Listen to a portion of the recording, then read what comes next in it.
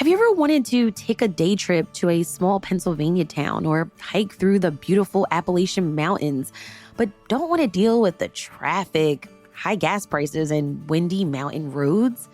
The Center County Highway Revolt is a citizen-led initiative trying to save farms and forests, combat climate change, and boost small-town economies by building a rail transit network across the state. The plan calls for connections to existing Amtrak trains. Learn more at centercountyhighwayrevolt.org.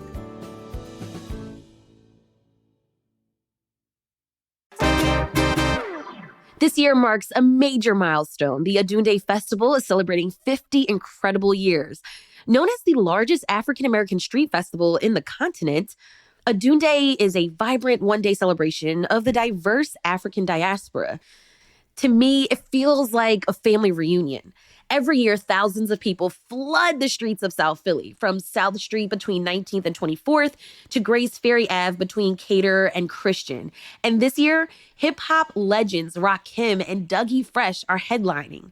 Today, Oshun Bumi Fernandez West, the powerhouse organizer who's grown up with the festival, joins me to talk about what it has meant for her and how she's continuing the family business. It's Monday, June 2nd. I'm Trinita Ree, and here's how Philly celebrates Odunde Day.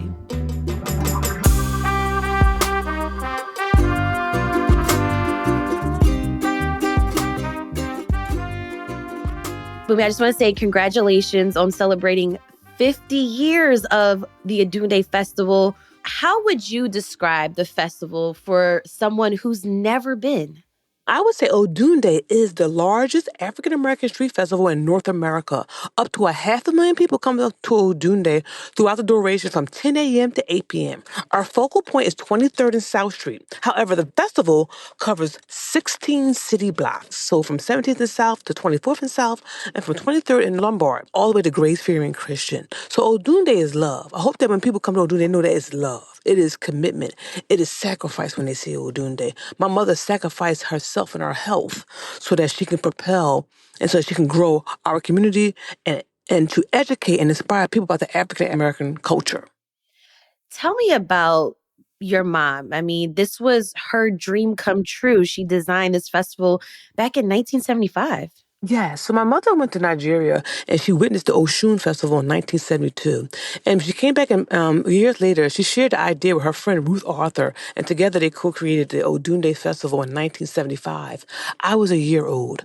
My mother just wanted to create an event where we could celebrate the African and African-American culture. My mom said a lot of gang wars were going on around that time, and she wanted the community and she wanted the public to know that African-Americans are not the stereotypes that you see on TV. We are a loving people. We come from legacies. We come from our ancestors were king and queen. So my mother wanted really to highlight that and educate the community about that. And that's what she did with her idea. And I always would say to my mom, did you ever think that Odunde would grow to this magnitude? And my mom said, Bumi, no. I never thought Odunde would grow to this magnitude. So that's why I say, as her daughter, that when you look at Odunde, know that you can believe in yourself. Because everyone thought that my mother was crazy. They thought, they'll never let you walk down South Street. They'll never let you have an event. And so my mother was steadfast on that, and she put all her belief in God. And my mother would say all the time, Odunde is God. You and I are just the vessels. What does Odunde actually mean? Odunde means Happy New Year from the Yoruba culture in Nigeria. Wow. So it's literally a celebration within the meaning. Yes, it is. Yes. Bumi, I'm curious, why is the Odunde Festival placed in this section of the city, which people call Graduate Hospital? Well, I was born and raised in that area, and my mother grew up in South Philly too, near 7th and Snyder. And so my mother said back in the day, that area was well known for African-American businesses and African-American people coming there to do business and live there in that area. And so that's why it started at 23rd and South Street, because that's where we lived at the time. And when she and Ruth started the festival, was Odunde greeted with open arms? I don't believe it was. I think that Odunde has always had its ups and downs. We've always had people in the community and outside the community trying to stop Odunde. It has not been a fairy tale, but through the grace of God, Odunde has survived 50 years, right? And we are the largest and the only African-American cultural festival in the city of Philadelphia left. right? Street festival left. And so that talks about a lot of festivals come and go on, but Odunde has stayed fast. So it's really key that people understand that you're going to go through trials and tribulations when you believe in something. Everyone's not going to like you. Everyone's not going to believe in you. But most of all, you have to believe in yourself. And that's what my mother did. She believed in herself. So, what I hear you saying is, it's definitely not easy to run a festival for 50 years. Mhm. So, what goes into planning this annual festival?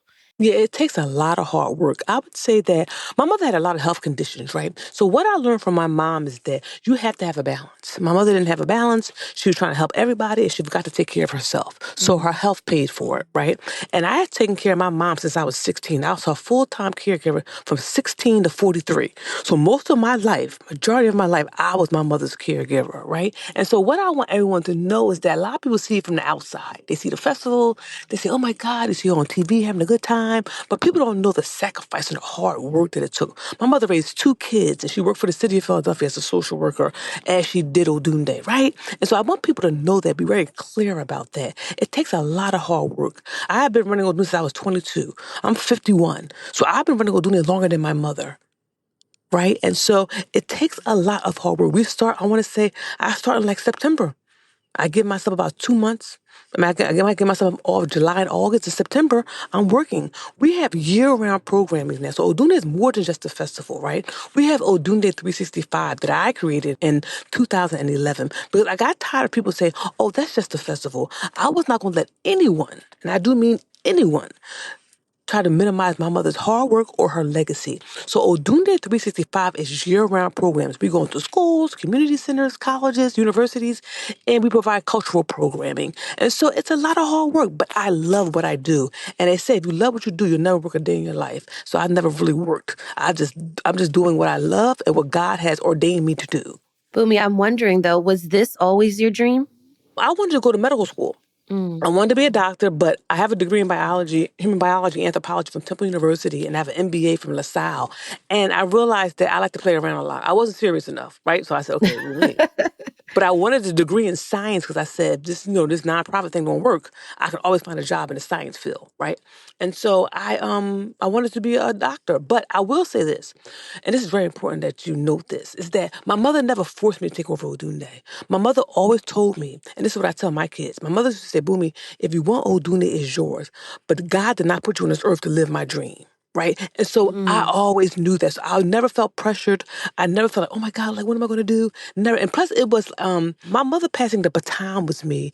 It was a natural progression, right? I was my mother's shadow. Everywhere she went, I went. I mean, right? I was with her everywhere. Meetings with governors, mayors, city council people who liked Odunde, people who didn't like Odunde, community meetings. I was my mother's shadow. So me taking over Odunde was like breathing. It's almost like if you're running a race and you have to pass the baton.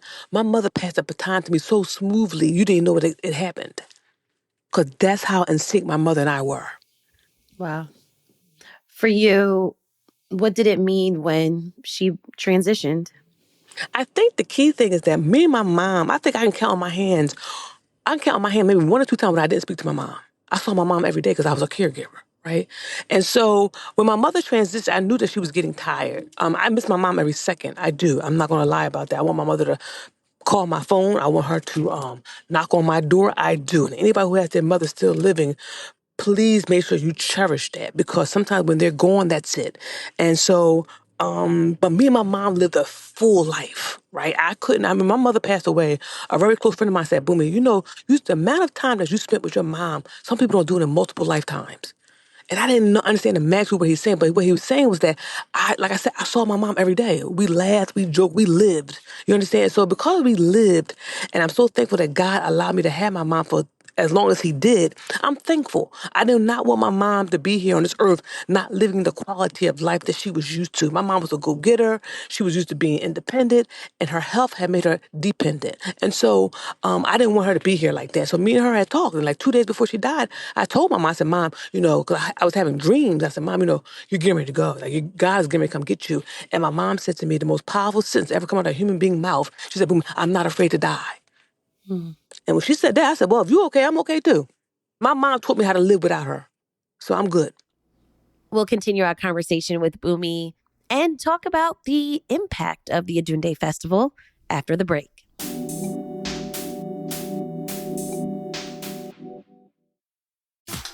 Smart Water Alkaline with antioxidant. 9.5 plus pH, now in cans. Refreshing. Made for every way you move. Should I run a marathon? Let's start with finishing that water. Smart Water Alkaline with antioxidant, now in a sleek can. For those with a taste for taste. Grab yours today. How does PwC take your company to the leading edge? They bring the sharpest minds in tech to your team, so you can bring the ideas that will transform your business.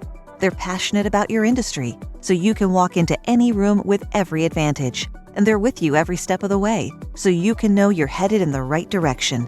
PwC builds for what's next, so you can get there now. Get started at pwc.com/us/leading edge. In 2018, the city renamed the 2300 block of West South Street Luis Fernandez Way after your mom. Yes. What was that moment like for you? I mean, that was powerful. I thank Council President Kenyatta Johnson for spearheading that. If my mom was living, my mom would have said, Boomy, ain't this some shit? Like, they really named a street after me. Boomy, ain't this something? My mother would have been cussing. You understand? And so I think that it just how can I say, it was the period at the end of the sentence, because my mother lived a full life. And she gave her all to her community, to her people, and to the city of Philadelphia. My mother changed the landscape of cultural street festivals. When people saw Odunde, they went back to their cities and started their own festivals. So my mother lived a full life, and I think that it was the cherry on top when they named the street after her. Okay, so then the pandemic happened in 2020 and the city shut down and the festival had to postpone. What was happening in the background, and how do you survive when you are in a space where the history has changed over the years and there's so many other forces, whether that's political forces, economic forces, so many forces that can be up against you? How do you continue to not only pivot with Odunde, but keep it in this neighborhood, keep it going? For me, all the years I've been to it, it hasn't changed. It's still that authentic, feel good, family friendly, you gotta be there every year type of festival. Well, when you're Lois Fernandez's daughter, you live in a world of pivot. You live in a world of always thinking of your next step. And so because I'm Lois Fernandez's daughter, I was not worried. We just did what everyone else did. We went virtual, right? We had virtual events. We had virtual activities. You know what I mean? It still took place. You know what I mean? You always have to be ready. My mother always said, you stay ready, you never have to get ready. I stayed ready. I stayed ready because I'm Lois Fernandez's daughter, and that's what I was taught. And so we just pivoted, and we just acclimated to our surroundings, acclimated to what the world was, how the world was existing, and we just did what we do. Odunde took place. We had virtual events. So I'm thankful for that. Because a lot of people didn't make it. One, a lot of events didn't make it. Two, but most of all, Odunde survived. And I'm thankful to God that we survived. So you have to put your faith in something higher than you. That's the only way that you're going to survive. That's the only way you're going to remain level-headed. That's the only way you're going to remain humble. And that's what I do. I'm level-headed. I'm humbled. I don't take any of this for granted. Any of it for granted. And I'm thankful to God that he allowed me to be the one and only daughter of Lois Fernandez. That's a legacy. It is. I mean, it's when the way that you say it, I get the chills. I also want to talk about just the economic impact of a Dunde Festival and what it means to Philadelphia, what it means to small businesses, and particularly the Black community. 2015, we had a economic study done, and they found that Odunde has a $28 million economic impact on the city of Philadelphia and a $30 million economic impact on the state of Pennsylvania. No other, and be very clear, no other cultural festival in the city of Philadelphia has that type of economic impact in a 10-hour period. And so with that being said, it's more than just people coming out having a good time, okay? We make it rain. Okay, we make it be able to. Okay, yeah. Yes, we do, and that's how I'm going to say it, and that's how I need you to document it. We make it rain, okay, and we feed families. We have people so people can go home and take care of their children, take care of their lives, and pay their rent and pay their mortgage. That is what Odunde does. This year, the festival is on Sunday, June 8th. What can we expect? I know there's going to be something special. Yeah, so we have a week of events. I want to think about the last 15, 20 years, we've been having a week of events. You can go to our website, see all the updated events that we're having. In the past, we've had yoga events. We've had people learn how to come and buy real estate in Ghana, learn how to do business in Africa with our African Business Roundtable, learn how to do business in the Caribbean, at our Caribbean Business Roundtable, at our VIP event. You can come and meet dignitaries. And so this is the thing about our week of events, our African Business Roundtables and all our events. We remove the middle person. You don't have to know anybody. You can come there, have a good time, learn, and you can learn to uplift yourself. I think that people have to learn, you have to uplift yourself. You have to do the work. There is no magic pill. You have to do the work. Odunde doesn't come out the sky. I don't go to 23rd and South Street at second Sunday in June and wake up and there's Odunde. No, doesn't work that way, everybody. You got to get out there and you have to work. So that's what I want to tell everybody. Get out there and do the work. And I want to give a special thank you to my board of directors. My board of directors, Mr. Stan Straughter, Honorable Janie Blackwell, Bob Brady, Mr. Kenny Gamble. When I took over Odunde, they came on at the right time of my timeline and they helped me elevate Odunde. I could not do without my board. They are supportive, they are there for me, and more importantly, they educate me how to navigate this world that we live in. So I'm so thankful to them because they have allowed me to take Odunde and take my mother's legacy to the next level. I could not do without them. What do you do the day of Odunde? Everything. Well, do you get to enjoy some of the food? Get a platter from one of the food vendors, or do you get to enjoy the music? I think that at 4 o'clock is when it really hits me. When I'm around 3, 4 o'clock, when I'm on that South Street stage, I see nothing but a sea of humanity and all different ethnic groups and all different nationalities and all different demographics. I just close my eyes and I tell God, thank you. Thank you, God, for allowing Odunde to happen another year. Thank you, God, for watching over and protecting us, God, so nothing happens at Odunde. Thank you, God, for the resources so that we're able to put Odunde on. That's what I do. I give all praise and homage to God. Boomy, was there anything that you wanted to talk about that we may have missed? No, I just want to talk about the third generation. My son is now coming on board. He is the chief logistical officer for Odunde. He's 20 years old, and this is 3 generations. You know what I mean? I cannot articulate how I feel when I see my son, and I have 4 other children, and my 16-year-old, he helps also on the website side, on the technical side. Like, to see my sons help me, like I help my mother, it's just an overwhelming feeling. And I can't really, again, put it in words because it's just amazing how, just like me, effortlessly, they just fall right into place and they know what to do. And I'm just so thankful for them. That's amazing. I gotta give a special thank out to my husband and my 5 kids because 2 or 3 weeks out before Odunde, it's crazy for me. And when I tell you that everybody just knows what to do to make this engine keep running, there's no way I could do without my husband and his support. So I'm thankful to him and I'm thankful to my kids and thankful to everyone who is listening to this. Thank you for coming and supporting Odunde, all of you. Odunde is multi-generational. Last year, I saw 4 generations at Odunde, the great-grandmother, the grandmother, the mother, and then the daughter. 4 generations. And that just made my heart smile because I know that God has so much more for me to do. And when I see the younger generation there, under 18, the younger kids there, I know that God is saying, Boomy, there's so much more for you to do. So I'm thankful to everyone, internationally, nationally, locally, who support Odunde. We could not make it without you. Thank you. Wow. Thank you so much for your time, Boomy. You're welcome.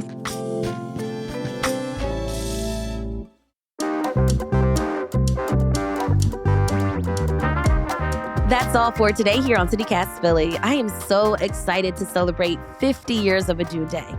If you enjoyed this episode, share it with a friend. Make sure you guys come out on Sunday, June 8th. Rate the show, leave us a review, and hit that subscribe button. Be sure to sign up for our morning newsletter, Hey Philly, to learn more about what else Philly's talking about. We'll be back tomorrow morning with more news from around the city. Bye.